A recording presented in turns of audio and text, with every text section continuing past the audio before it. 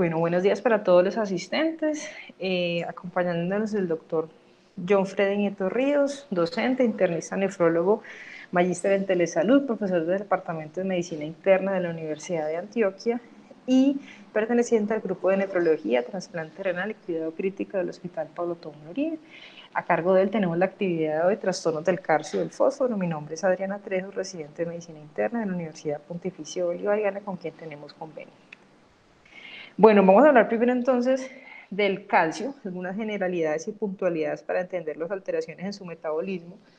El calcio es uno de los iones y metabolitos principales del cuerpo. Su concentración normal va entre 9.5 a 10.5 miligramos por decilitro y tiene una regulación fina y estrecha que vamos a ver más adelante.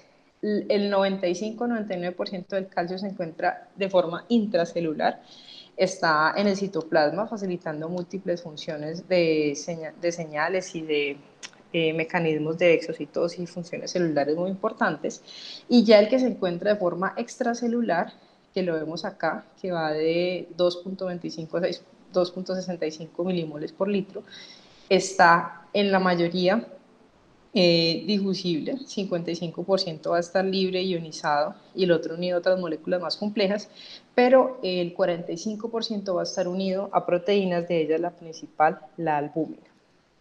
¿Qué sucede con el calcio? Este elemento se requiere para múltiples funciones, pero su metabolismo va a requerir la integridad de 4 órganos que deben estar indemnes. El primero de ellos es el intestino. Se requiere una buena superficie intestinal, un funcionamiento adecuado de las células para poder garantizar su absorción, que esto migre al compartimento extracelular y de allí, por ciertos intercambiadores que vamos a ver ahorita, pueda migrar al compartimento intracelular, que no es hueso, que también sea capaz de migrar y fijarse al compartimento óseo, donde también tenemos la mayoría de los depósitos de calcio, y finalmente que se dé un ajuste fino y una regulación entre la excreción, reabsorción del calcio, utilizando como tal el riñón y también la relación que se tiene con la paratiroides, que vamos a ver más adelante. Entonces, estos órganos garantizan que el balance del calcio se mantenga estable y se mantengan estos niveles tanto en el compartimento extracelular como intracelular. ¿Qué sucede? Esta concentración, como ya la vimos, lo normal es que esté entre 9.5 y 10.5 miligramos por decilitro. Vamos a tener dos espectros de alteraciones. La hipocalcemia será cuando este valor está por debajo de 9.5 y la hipercalcemia será cuando está por encima de este valor. ¿Listo? ¿Qué mecanismos de regulación tenemos para garantizar que si hay hipocalcemia, el cuerpo vuelva a su rango normal, o que si hay hipercalcemia, el cuerpo esté en la capacidad de volver a la homeostasis y mantenerse en este rango? En primer lugar, la PTH, es la hormona secretada por las glándulas paratiroideas, las 4 que vemos acá en azul, que se encuentran inmersas en el tejido tiroideo, van a tener esta capacidad de sensar por medio de unos receptores especializados de calcio si esta cantidad en sangre es suficiente o insuficiente. En los casos de hipocalcemia, cuando se sensa que el plasma contiene menos calcio del normal, se activa este receptor en la PTH, se aumenta la liberación de PTH, y lo que va a buscar el cuerpo es movilizar esas reservas que ya hay de calcio, por ejemplo hueso, activando los osteoclastos, y va a facilitar que se aumente la absorción de calcio a nivel intestinal por medio del aumento de la síntesis de 25-hidroxivitamina D3 a nivel renal, es decir, que posteriormente se va a convertir en calcitriol y va a permitir tanto que se movilice el calcio que ya está en el hueso y en el esqueleto, como que se aumente la absorción intestinal, todo esto para llevar esta tendencia hacia el rango de equilibrio. Adicionalmente, como sabemos que el cuerpo estaría en déficit de calcio, lo que va a hacer también la paratormona es disminuir la excreción renal de calcio para no perder, pues, como tal, este ion. Entonces vemos que los riñones deben estar indemnes y la paratiroides debe tener un buen funcionamiento de su sensado. En el lado opuesto, para la hipercalcemia suceden y son los mismos mecanismos. Cuando se aumenta el calcio sérico, esto por un feedback negativo, digamos que activa ese sensor de calcio, pero en el sentido de que es suficiente lo que se encuentra en sangre y va a inhibir la liberación de PTH, va a aumentar la liberación de calcitonina, va a aumentar la excreción renal de calcio, tratando pues de volver a este punto de equilibrio, se disminuye la absorción intestinal y finalmente se llega a unos niveles de calcio normales. Eso suena muy equilibrado, pero cualquier punto de estos balances finos y de ajuste fisiológico, tanto a nivel de las paratormonas, del riñón o del intestino, nos va a llevar a que estos mecanismos se alteren y un paciente pueda presentar con mayor o menor facilidad hipo o hipercalcemia. Ya vimos cómo está esta regulación intestinal y renal, digamos, a nivel macro. A nivel micro, vamos a tener que en el intestino estas células van a tener la facilidad de hacer un transporte transcelular de calcio, es decir, el calcio llega al lumen intestinal. Hay unos receptores especiales que son el TRPV6 que se va a expresar mediante el estímulo dado por el calcitriol, que lo vemos acá. Esto va a hacer un efecto en el núcleo, se expresan estos receptores y se facilita el ingreso de calcio a la célula, tanto para que se quede en las organelas intracelulares como para que salga a nivel sanguíneo y se regule. Y por otro lado, hay un transporte paracelular que no está mediado por estos receptores, sino que pasa por las uniones estrechas entre las células, como lo vemos acá. Entonces, estos son los dos tipos de transporte que tenemos a nivel intestinal y vemos que el calcitriol a nivel transcelular es el que juega un papel fundamental. También vemos acá el receptor que sensa la cantidad de calcio sanguíneo y eso también juega en un feedback negativo para modular esta absorción del calcio. Ya cuando vamos a nivel renal, hay diferentes puntos en donde el calcio se va a absorber.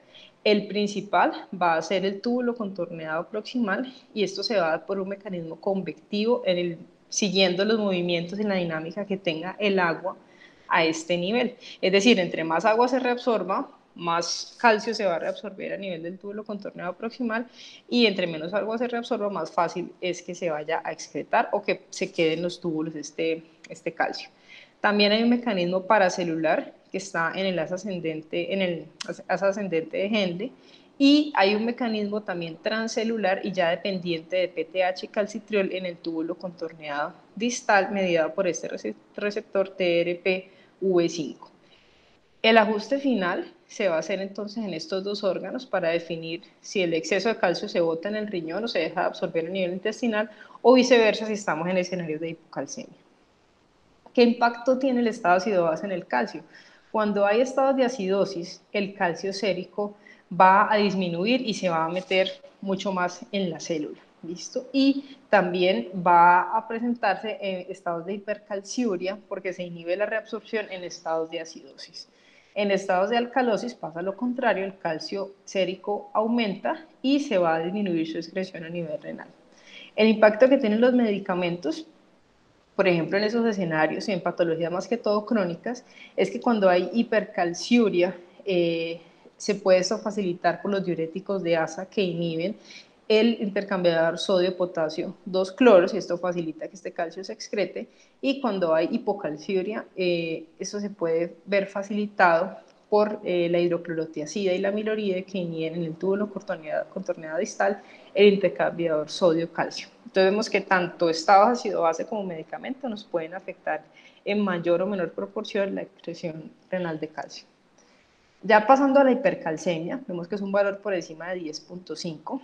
Cuando vamos a hacer el enfoque de este hallazgo, lo primero que nos tenemos que preguntar es que si este calcio que yo estoy midiendo en sangre está elevado de forma real o es una falsa elevación en relación a un aumento de las proteínas. De ahí que siempre cuando vamos a hacer la medición del calcio ajustado por albúmina o el calcio sérico, deberíamos tener la cantidad de proteínas séricas, o al menos la albúmina, porque esa es la que principalmente se une, para determinar si está aumentado porque las proteínas están aumentadas o porque en realidad está aumentado.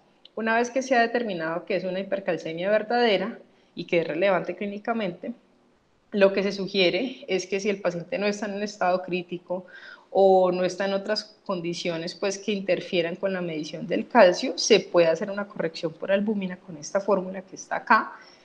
O en estados, por ejemplo, de pacientes críticos, en unidades de cuidados intensivos, por ejemplo, la máquina de gases arteriales nos saca el resultado del calcio ionizado y son unidades diferentes. Entonces, para hacer la corrección del calcio por la albúmina, será el calcio medido, el calcio corregido, perdón, será igual al calcio sérico que yo estoy midiendo, más 0.8 multiplicado por 4 menos la albúmina sérica del paciente. Acá tenemos un ejemplo. Entonces, si el paciente en sangre le medía 10.9 miligramos por decilitro, pues estaría por encima de 10.5, no podría decir, bueno, es una hipercalcemia que en realidad puede ser un error de laboratorio, puede ser un falso resultado, pero si yo quiero confirmarlo, debo corregirlo por la albúmina. Estas fórmulas pues tienen mucha discusión clínica y en qué escenarios se deben aplicar, pero pues es la que podemos utilizar. Entonces, si tiene una hipoalbuminemia de 3 gramos por decilitro, acá está cómo sería la corrección. Y finalmente el calcio real del paciente sería 11.7 miligramos por decilitro. Y en realidad sí tendría una hipercalcemia. Acá, como les comentaba, se debe tener precaución en ciertos escenarios, por ejemplo, pacientes con enfermedad renal crónica G3 a 5, corregirlas por albúmina puede ser impreciso y nos podría dar un valor más exacto hacerlo por calcio ionizado. ¿Qué causas tenemos de hipercalcemia? Entonces, si recordamos la fisiología del calcio, cualquier alteración en la PTH, en el riñón, en la parte intestinal, incluso en el metabolismo de la vitamina D y en alteraciones óseas nos pueden facilitar que ese calcio sérico esté aumentado. Entonces están esos tres mecanismos: o se absorbe más a nivel intestinal, o hay mayor resorción ósea, o hay mayor reabsorción renal. De estos tres mecanismos, el más frecuente es que haya mayor resorción ósea. Debemos tener presente que en algunos pacientes en estados de deshidratación se va a facilitar la hipercalcemia y esto va a generar mucho más lesión renal asociada a este trastorno. Por ejemplo, en los pacientes que tienen mieloma múltiple. De las principales causas, ya puntualmente, donde vamos a encontrar calcio elevado, se encuentra en la malignidad, sobre todo en tumores sólidos, y en el hiperparatiroidismo primario, por ejemplo, en el caso de un adenoma. Entonces acá tenemos las causas grandes de hipercalcemia. Vamos a ver que en primera instancia está la malignidad y van a ser tumores sólidos. Mama, pulmón, riñón, tiroides son los que más se asocian a estados de hipercalcemia cuando hablamos de tumores sólidos. Entonces, en este escenario tendría cabida evaluar al paciente, hacer un examen físico y unos exámenes complementarios completos para definir si estamos ante algún escenario de malignidad. Las otras malignidades que también se asocian a elevación del calcio, sobre todo mecanismos mediados por péptidos relacionados con la PTH, son las neoplasias hematológicas, como las tenemos acá abajo a la izquierda. El mieloma múltiple es la que principalmente se asocia, pero entidades como el linfoma y leucemias, donde hay una producción elevada de calcitriol, también van a facilitar esta absorción intestinal y que se aumente el calcio sérico. El segundo escenario, entonces, el hiperparatiroidismo primario, principalmente la causa van a ser adenomas de las paratiroides y ese es un mecanismo donde puramente la PTH va a estar aumentada y es la que va a comandar este aumento del calcio sérico. El otro escenario donde también podemos encontrar hipercalcemia son enfermedades granulomatosas como sarcoidosis, tuberculosis, beriliosis, histoplasma, lepra y granulomas inducidos por silicona, y esto va a estar mediado por la 1,25 hidroxivitamina D, que también va a facilitar esta absorción a nivel gastrointestinal.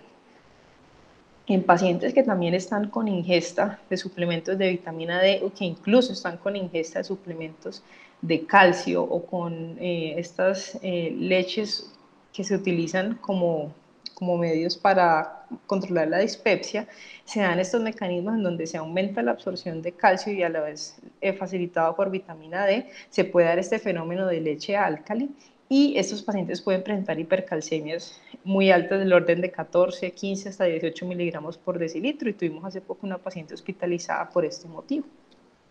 Y el otro escenario menos frecuente es cuando hay una inactivación genética del receptor que sensa las cantidades de calcio sérico. Y esto se da en escenarios en donde este calcio va a aumentar de forma desproporcionada sin una adecuada retroalimentación negativa a nivel de las paratiroides, a nivel renal y a nivel gastrointestinal, como es el caso de la hipercalcemia hipocalciúrica familiar, en donde hay más calcio sérico y el riñón pierde la capacidad de eliminar ese exceso de calcio porque este receptor justamente está disfuncional.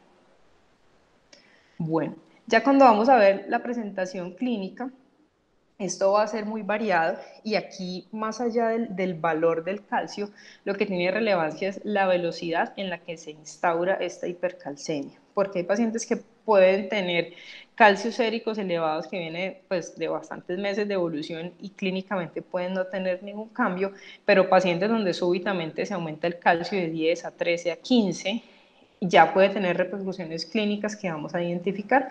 En la literatura también se puede encontrar esta división leve, moderada, grave en valores de 10,5, 11,5, mayor de 11 o en pues valores graves mucho mayores de 12, por ejemplo, pero lo más práctico allí es conocer la velocidad en la que se ha instaurado el calcio y la presentación clínica. Entonces vamos a tener que muchos sistemas se pueden comprometer. El paciente, si vamos a ver de arriba abajo cuál puede ser el compromiso, puede debutar con síntomas del sistema nervioso, como confusión, fatiga, letargia, bradipsiquia, dificultades en la concentración y el rendimiento de tareas que ya sabían hacer. Pueden presentar náuseas y vómito, dolor abdominal, pueden también cursar con bradicardia, sobre todo por efecto de presentar un QT corto, pueden tener polidipsia, poliuria, debilidad muscular, dolores generalizados inexplicables y cuando ya hay daños a nivel renal pueden presentar diabetes insípida nefrogénica e incluso nefrolitiasis. Todas estas preguntas se les deberíamos hacer al paciente para evaluar qué tanto impacto sintomático y qué tanto le está interfiriendo con su funcionalidad del día a día. Entonces, esa es la principal pregunta. Yo encuentro una hipercalcemia, pero debo identificar si es sintomática o asintomática. Cuando ya vamos a ver el enfoque diagnóstico práctico de estos pacientes, les quería traer esta gráfica a la izquierda, en donde vemos cómo es esa relación entre la PTH sérica y el calcio total en miligramos por decilitro. Las estrellas verdes y esta curva verde representan la regulación estrecha y normal entre estos dos elementos. Valores de calcio entre 9 y 10, 10,5, que serían el rango normal. En la medida que aumenta por pequeñas cantidades el calcio, la PTH disminuye de forma significativa. Y cuando ya aumentamos por encima de 10, vemos cómo casi que se suprime la PTH y a la inversa, cuando estos valores están por debajo de 9, incluso por debajo de 8,5. Cuando se pierde esa regulación fina, por ejemplo, en el hiperparatiroidismo primario, que son los cuadros azules, la PTH simplemente va a estar persistentemente elevada y los valores de calcio van a estar en el orden de 10,5 hacia la derecha, como lo observan acá. En contraparte, cuando eso se debe a malignidad, bien sea por tumores sólidos o por tumores hematológicos, se pierde esa regulación mediada por PTH, porque justamente es una hipercalcemia que no depende del estímulo de la PTH, y vamos a ver acá que puede ser valores muy pequeños de PTH, pero el calcio va a estar significativamente aumentado. Y en el hipoparatiroidismo vemos que el feedback se mantiene. Listo. Bueno, entonces, ¿cómo se va a hacer el enfoque de estos pacientes? En primer lugar, si uno se encuentra un calcio sérico elevado, la primera invitación es a repetir ese valor y corregir el valor según el resultado de la albúmina o según el calcio ionizado que se tenga en el medio, según el escenario del paciente. Una vez que se ha confirmado que el paciente sí cursa con hipercalcemia, la siguiente pregunta es evaluar si es dependiente de PTH o es independiente de PTH. Entonces, de ahí tiene utilidad hacer la medición de esta hormona teniendo en cuenta la gráfica que les mostré. Si esta PTH se encuentra elevada para el rango del laboratorio, la primera sospecha va a ser un hiperparatiroidismo primario y el enfoque se hará para evaluar si hay un adenoma y si se requieren estudios de imagen especializados o con isótopos en cuello para verificar dónde está el adenoma. Si esta PTH está en rango intermedio o, no es, o está mínimamente elevada, puede corresponder a estados de hiperparatiroidismo primario, pero allí un diagnóstico diferencial sería esta hipercalcemia hipocalciúrica familiar por una hipofunción de este receptor que está sensando los niveles de calcio séricos. Cuando ya este nivel de PTH está normal o bajo, uno debería sospechar que esta hipercalcemia no está mediada por PTH. Entonces, de allí que el algoritmo nos lleve a buscar estas otras etiologías en donde no dependemos de la PTH, y van a ser malignidades hematológicas, porque dependen del péptido relacionado con la PTH, estados de hipervitaminosis D, bien sea por 25-hidroxi o por 1,25-hidroxi vitamina D.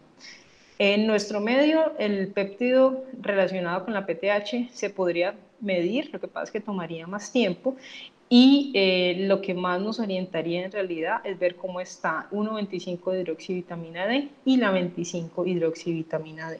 ¿Listo?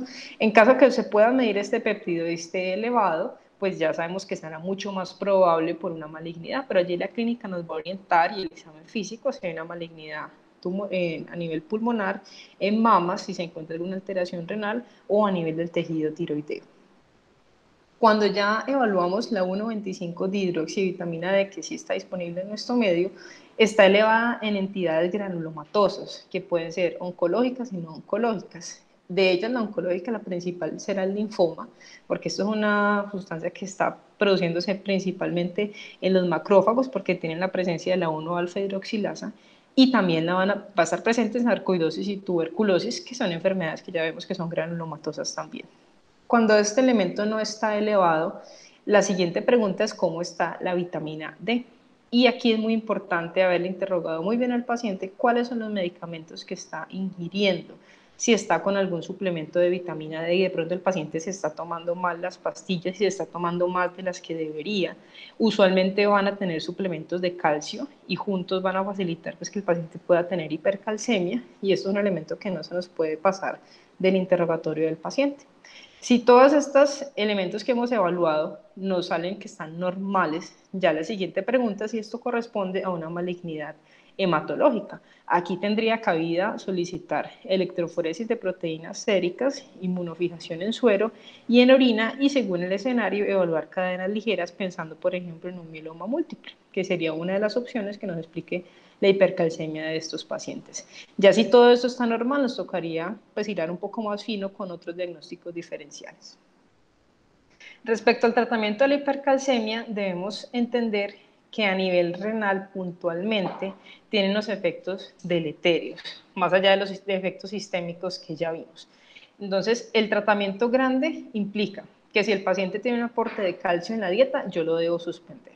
Si el paciente está quieto, está inmovilizado, no por una condición que implique quietud absoluta, yo le debería promover la deambulación al paciente y evitar los sedantes. Ya si esto es imposible, pues tal vez no lo podremos intervenir. Y muy importante, evaluar si el paciente está recibiendo litio, como ya vimos, suplementos de calcio, calcitiol, tiazidas, vitamina D y vitamina A. Si está recibiendo alguno de estos 5 elementos, los debemos suspender. El pilar en estos pacientes va a ser garantizar una hidratación IV generosa, del orden de hasta 200 a 300, incluso 500 cc hora, obviamente con las precauciones en pacientes que tengan restricciones por condiciones cardiovasculares. Y el objetivo de esta hidratación generosa va a ser forzar la calciuresis. Ya vimos que en el túbulo contorneado proximal se requiere que el transporte del calcio se dé por convección, y esto lo vamos a facilitar con una hidratación IV muy generosa. El otro pilar del tratamiento son los bifosfonatos, y el objetivo allí es disminuir la resorción ósea y que de ese hueso que está activo no esté liberando más calcio a la sangre. Las otras intervenciones van a ser los diuréticos, la calcitonina, denosumab y glucocorticoides. Por efecto del tiempo no me voy a detener en la evidencia amplia que tiene cada uno, sino los resultados de lo que nos han mostrado los estudios y cuál es la evidencia y el escenario para utilizarlos. Entonces ya vemos que la hidratación, por un lado fuerza la calciuresis, pero por otro lado esos pacientes suelen estar deshidratados o porque ya están vomitando, no están comiendo, tienen alteración del estado mental, no podemos garantizar una vía de hidratación, y es un elemento sine qua non en el manejo de la hipercalcemia. Respecto a los bifosfonatos, múltiples estudios han comparado pamidronato versus solendronato versus ivandronato y los han comparado entre sí. La conclusión es que los tres sirven, pero debemos tener precaución en cuanto a las dosis y la tasa de filtración glomerular que tenga el paciente para hacer el ajuste respectivo, como se les muestro acá en la tabla. De los tres, ya les vamos a ver más adelante el impacto a nivel del calcio y las precauciones que tenemos a nivel renal.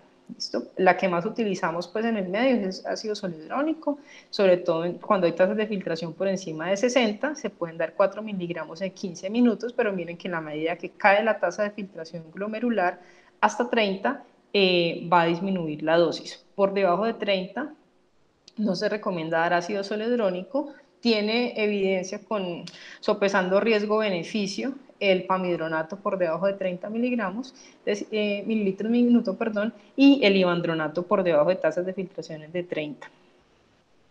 ¿Cuál de los tres elegir? Los tres son efectivos, pero el que es más efectivo para bajar el calcio es el ácido zoledrónico, sin embargo, es el que tiene mayor nefrotoxicidad. Entonces, el primer mensaje es que se pueden utilizar, pero los debemos utilizar en el escenario en que el paciente ya ha sido hidratado y yo ya he garantizado una buena meta de diuresis, porque si no voy a empeorar la lesión renal que ya está facilitada por deshidratación y por hipercalcemia. Ninguno de los desenlaces comparando esos tres medicamentos ha evaluado desenlaces clínicos duros respecto a mortalidad o terapia de reemplazo renal y simplemente han evaluado la cantidad y el tiempo en el que se mejora la hipercalcemia.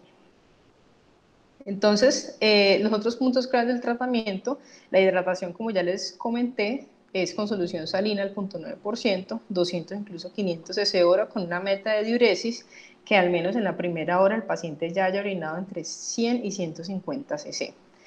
El otro punto que puede estar controvertido es revisiones que dicen que la furosemida puede no tener el mejor impacto del paciente. Cuando ya se evalúan los resultados de los diferentes estudios y las revisiones sistemáticas, tiene evidencia en el paciente que yo ya hidraté, pero lo encuentro con sobrecarga hídrica. Y las dosis de furosemida que han demostrado que pueden tener utilidad en este escenario son dosis altas de incluso 100 a 200 miligramos en un día, puesto que cuando las han comparado con dosis de 40, 80 miligramos, no se tiene el beneficio que se quiere para forzar la diuresis y facilitar esa calciuresis en los pacientes.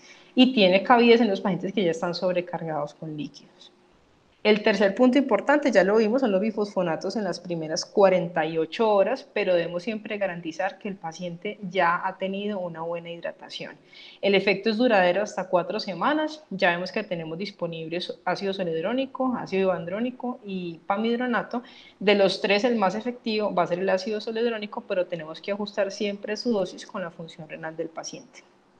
El cuarto elemento que podemos utilizar es la calcitonina. Baja el calcio muy rápido, pero tiene un efecto que solamente va a durar entre 2 y 6 horas. Es un efecto transitorio. Va a ser útil en pacientes que tengan síntomas graves, sobre todo sistema nervioso central, sistema cardiovascular, y el problema con la calcitonina es que genera taquifilaxia, es decir, que usted por más que repita la dosis, llega a un punto en que no va a tener efecto farmacológico. El quinto punto importante en el tratamiento es que algunos pacientes pueden requerir denosumab como alternativa a los bifosfonatos en casos de falla renal que contraindiquen el uso de estos medicamentos, o cuando usted ya ha hecho todos los otros pasos y a pesar de esto el calcio no disminuye en un control de 4 o 6 horas, a pesar de hidratarlo, darle diuréticos, usar los bifosfonatos, usar la calcitonina, el denosumab tendría cabida cuando es refractaria a todos estos tratamientos. Los glucocorticoides los vamos a encontrar en la literatura para el manejo de la hipercalcemia, pero tiene unos escenarios muy puntuales y son dos. Cuando usted demuestra que este exceso de calcio está mediado por 1,25 dihidroxivitamina D en enfermedades granulomatosas, sarcoidosis, por ejemplo, o cuando es un paciente que cursa con un mieloma múltiple que tiene alta sospecha clínica para que lo presente. Y son dosis altas de esteroides, 40 miligramos al día por 3 a 4 días y posteriormente se va haciendo un desmonte hasta el día 10. Si usted al día 10 no encuentra que ese calcio mejore, a pesar de haberle indicado glucocorticoides, los debe suspender. Por último, los pacientes pueden requerir en ciertos escenarios terapia de soporte renal con diálisis, y en ellos se incluyen los que tienen contraindicación absoluta para el uso de bifosfonatos, que no respondieron, por ejemplo, al manejo con denosumab y que a pesar de todas las estrategias que ya vimos, no se logró remover el calcio de forma efectiva. Acá están las diferentes estrategias que ya les mencioné, acá está la cantidad de calcio que disminuye cada una de ellas y la meta es llevar ese calcio lo más cercano posible al rango normal, que sería 10.5, y bajarlo, el control se va a hacer más o menos de 4 o 6 horas y se va a mirar siempre la diuresis del paciente. el inicio de efecto de cada una de estas intervenciones, ya vemos que los líquidos pues es inmediato en cuestión de horas, y ya las otras van a tener un efecto un poco más retardado. Entonces vemos que las puntualidades respecto a las intervenciones es que todos van a requerir hidratación, es el pilar del tratamiento. Los bifosfonatos se van a indicar en hipercalcemia moderada grave, que sean sintomáticas, y los deben recibir en las primeras 48 horas. Es debatido si se puede esperar hasta las 72 horas en que no haya mejorado con líquidos endovenosos, sobre todo si ya hay deterioro de la función renal, pero lo debemos evaluar en conjunto con la evolución clínica y la respuesta a los líquidos. La calcitonina se va a utilizar, sobre todo si es sintomática y grave, por ejemplo, cambios neurológicos o cambios en el electrocardiograma, y los pacientes pueden requerir terapia de soporte renal cuando no ha habido respuesta con todas las otras estrategias que ya les comenté. Los esteroides los vamos a reservar en escenarios como el mieloma múltiple o enfermedades granulomatosas, y ya vemos que si no hay respuesta al día a día de utilizarlos, los debemos suspender. Ya pasando al otro espectro de los trastornos del calcio, está la hipocalcemia. Vamos a hacer las mismas preguntas. Este calcio está bajo porque es un efecto de una proteínas en donde tengo pocas proteínas y lo que estoy midiendo en sangre está falsamente bajo, entonces lo debo corregir de nuevo por la albúmina, y según los escenarios lo puedo hacer con un calcio ionizado, que es muy importante en los escenarios de hipocalcemia. Sea cual sea el motivo en que un paciente esté hiperventilando o tenga un cuadro de alcalosis respiratoria, esto va a facilitar la entrada de calcio a la célula con ciertas repercusiones clínicas. Y es muy importante recordar que el calcio y el fósforo son dos elementos que cuando se encuentran pueden unirse con mucha facilidad, y según cómo estén los niveles de fósforo sérico, eso también va a afectar los niveles de calcio sérico, disminuyéndolos en ese sentido si hay estados de hiperfosfatemia. Entonces, ¿cómo se va a corregir el calcio en casos de hipocalcemia? Vamos a utilizar la misma fórmula, y por ejemplo un paciente que tenga un calcio sérico de 8 miligramos por decilitro, cuando se va a corregir con la albúmina, resulta que en realidad está en un rango dentro de lo normal. Entonces siempre debemos tener esto presente. Respecto a las etiologías, vamos a tener que pensar de la misma forma cómo está la regulación, tanto el APTH, el riñón, el tracto gastrointestinal y el hueso, porque cualquiera de estos elementos nos van a afectar este nivel de calcio sérico. Muy importante tener en cuenta acá que pacientes que tengan tasas de filtración glomerular por debajo de 35 mililitros minuto usualmente van a cursar con hiperfosfatemia, y esta hiperfosfatemia va a facilitar que se precipite con el calcio y nos disminuya la cantidad de calcio que vamos a medir en sangre. Entonces, en relación al fosfato, vamos a tener niveles de fosfato normal o bajo en plasma, que entonces en ese escenario no tendría por qué precipitar el calcio o, entre comillas, consumirlo y llevarlo fuera del sensado cuando estoy haciendo la prueba. Y tenemos que pensar entonces si hay alguna alteración en el metabolismo de la vitamina D. ¿Por qué? Porque si no hay suficiente vitamina D o no hay suficiente calcitriol, el intestino no va a poder absorber de forma adecuada el calcio, como puede suceder en ciertos estados postgastrectomía, cuando hay mala absorción intestinal, cuando hay, por ejemplo, escenarios de cilosis viral primaria. Cuando no se produce de forma adecuada la 25-hidroxivitamina D en estados de pacientes que tengan enfermedad hepática o que estén recibiendo anticonvulsivantes, también va a condicionar que no se pueda absorber bien el calcio.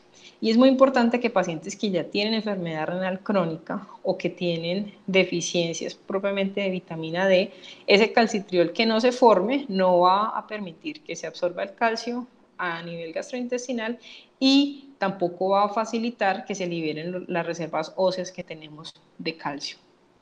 Los pacientes que tengan déficit de magnesio también pueden cursar con hipocalcemia, y es un elemento que ya tenemos que evaluar.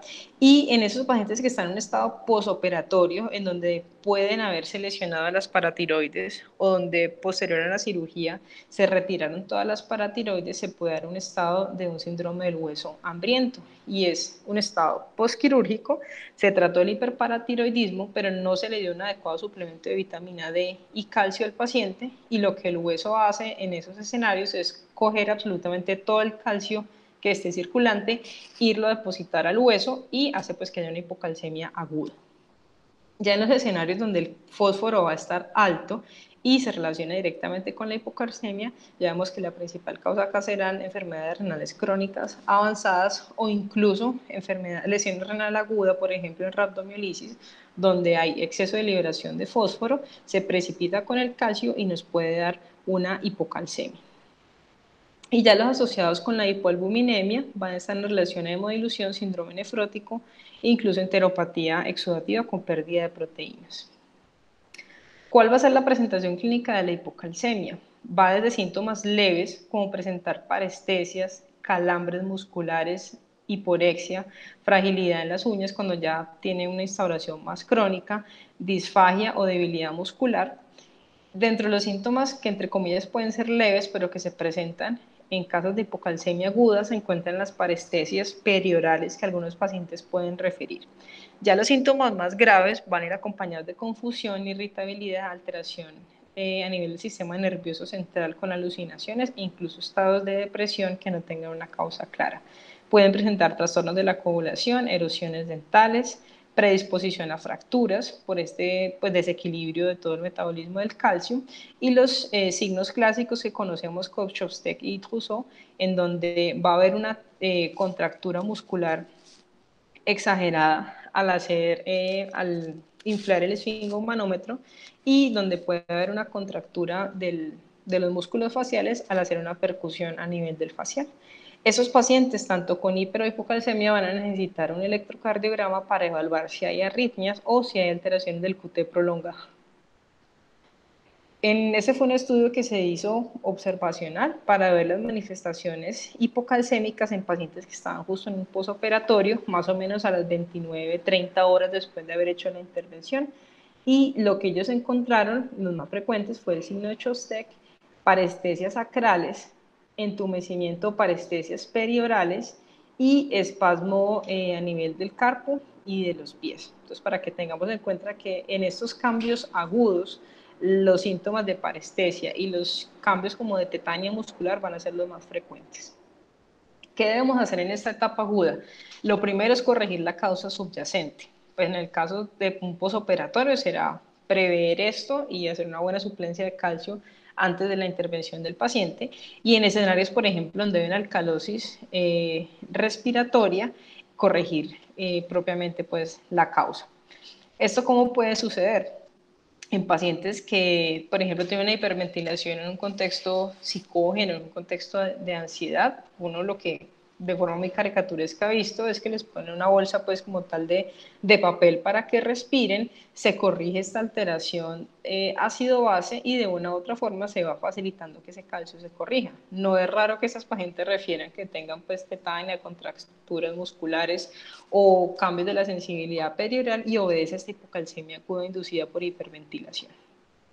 En los pacientes que tengan síntomas graves, convulsiones, tetania, alteraciones electrocardiográficas, se requiere una reposición aguda con gluconato de calcio IV. La ampolla la tenemos disponible de 10 mililitros con una concentración de 100 miligramos por mililitros. Acá está cómo se debería suministrar el bolo inicial y finalmente en 24 horas usted debería continuar y evaluar tanto si han revertido los síntomas graves del sistema nervioso central y sistema cardiovascular. Pero lo más importante allí siempre va a ser corregir la causa primaria que le está generando la hipocalcemia. Ya para el tratamiento crónico, lo que uno encuentra en la literatura es que a estos pacientes se les deben dar suplementos de calcio orales de 1 a 4 gramos de calcio elemental. Cada una de las presentaciones, bien sea carbonato, cloruro, lactato, gluconato, va a tener un porcentaje de aporte de calcio elemental diferente. En aquellos que tengan una hipocalcemia secundaria, un hipoparatiroidismo, ya sabemos que es más frecuente que aparezca en el posoperatorio un fenómeno de síndrome de hueso hambriento, y esos pacientes puede tener cabida el uso de diuréticos tiacídicos. Recordemos que se hace esa inhibición en el túbulo contorneado distal del intercambiador sodio-calcio, facilitando la natriuresis y facilitando la reabsorción del calcio. Y ya cuando es idiopático adquirido, un medicamento que se puede utilizar es el calcitriol en estos pacientes. Vamos a pasar entonces a las alteraciones del metabolismo del fósforo. El fósforo va muy de la mano del calcio para facilitar estos cristales de hidroxiapatita y facilitar la presencia del esmalte dental Y los huesos, ahí es donde va a estar en el 99% de los casos, tienen unas funciones intracelulares fundamentales en cuanto a fosforilación, transmisión de mensajes a través de primeros mensajeros y modificación de proteínas a nivel de la membrana, y a nivel del núcleo también tienen un rol fundamental. El extracelular va a representar solamente el 1% del fósforo total que se tiene en el cuerpo, y el rango normal está de 2.8 a 4.6 miligramos por decilitro. El metabolismo del fósforo es muy parecido al del calcio, va a tener las mismas hormonas que interfieren tanto en la absorción como en la excreción, y vemos que se va a absorber principalmente a nivel intestinal, pasa al componente extracelular y puede migrar generalmente hueso y dientes, y la regulación de su excreción se va a hacer a nivel del riñón. La absorción del fósforo se hace a nivel intestinal, está facilitada por el calcitriol, en donde este calcitriol va a permitir que se expresen más estos cotransportadores sodio-fosfato a nivel del lumen intestinal, y va a facilitar que pase posteriormente a la sangre. Medicamentos o compuestos como la niacina van a interferir directamente en este cotransportador, impidiendo el ingreso de fósforo al cuerpo. Así como el calcio, el fósforo también tiene un transporte paracelular a través de las uniones estrechas. Cuando ya vamos a ver la reabsorción renal del fósforo, el túbulo contorneado proximal aquí es protagónico, en donde se requiere que se reabsorba este fósforo en ocasiones como buffer de ácidos no titulables a nivel renal, y simplemente también para hacer una regulación y mantener esta concentración de fósforo en un balance muy estrecho. Aquí vemos los tres transportadores que tenemos, y lo que va a facilitar la fosfaturia o que va a interferir en la reabsorción del fósforo, perdón, va a ser la PTH y el factor de crecimiento fibroblástico tipo 23.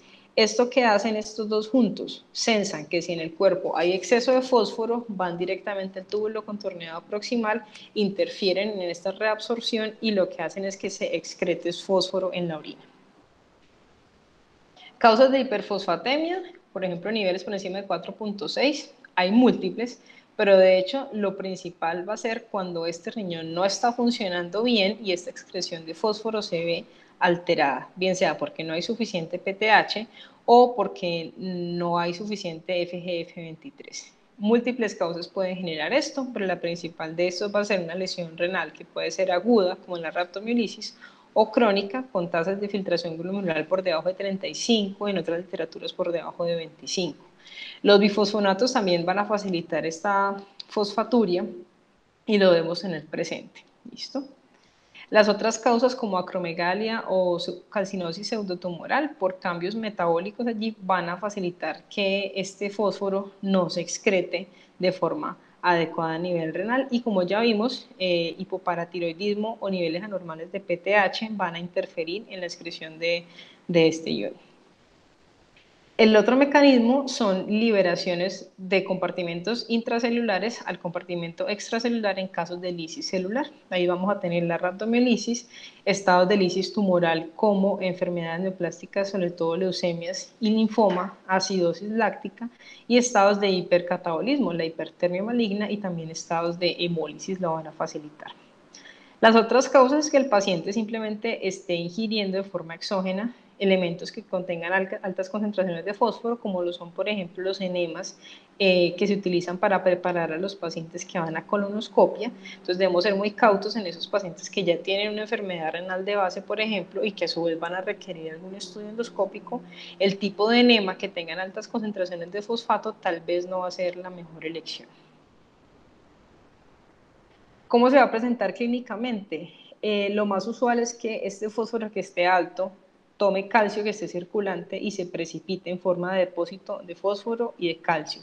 Como vemos en la imagen, se van a presentar calcificaciones en los tejidos blandos. Esto es una radiografía AP de un número derecho en donde en el tejido subcutáneo se depositaron fósforo y calcio, haciendo parecer que fuera pues una tumoración, pero en realidad son depósitos de estos dos elementos. Entre más crónica sea la enfermedad que tiene el paciente, por ejemplo, enfermedad renal crónica, más se va a facilitar la calcificación a nivel cardiovascular, y en ocasiones puede haber calcificación de las arterias cutáneas, facilitando lo que se denomina calcifilaxis.